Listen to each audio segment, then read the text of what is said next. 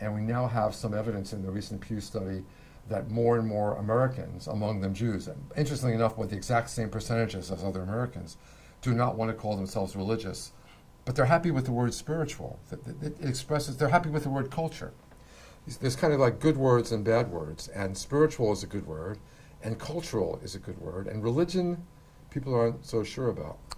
I think people are seekers, and I think so many people are spiritual seekers, and unfortunately the word religion has earned a connotation of judgment, and I think that's part of why people are shying away from it. What I see a lot at the JCC is people who unambivalently define themselves as Jewish. Often they are seeking in a spiritual way. They don't know if they're religious or not.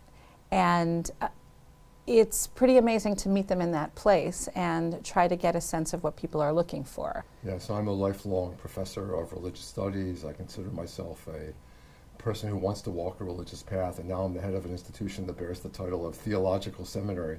So obviously religion is an important force in my life, and yet more and more I think that we've made a mistake by trying to get people to commit to this word religion as opposed to secular, because many people have the mistaken impression, which the media supports, that it's dichotomized, it's one or the other. So if you're going to be more religious, that means you have to be less secular, as if being religious means you're supposed to withdraw from the larger world and stop living the life that you're living out there in this culture, in this society, with these habits, et cetera, and that's not what we want. The kind of religion I was brought up in, the Judaism I care about, wants us out in the world. It wants us to transform that world. And we can't do that if we're separating ourselves apart from that world. And so I'm really more and more convinced that when you have a growing percentage of Jews, 22% according to the Pew survey, who say they're not religious, I mean, what they're saying is, I don't want to be identified with something that I think of as religion, which is in a different box than secular. My lifestyle is secular. I'm happy with that life.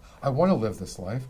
And so if being religious means I'm not living that life, then I don't want religion.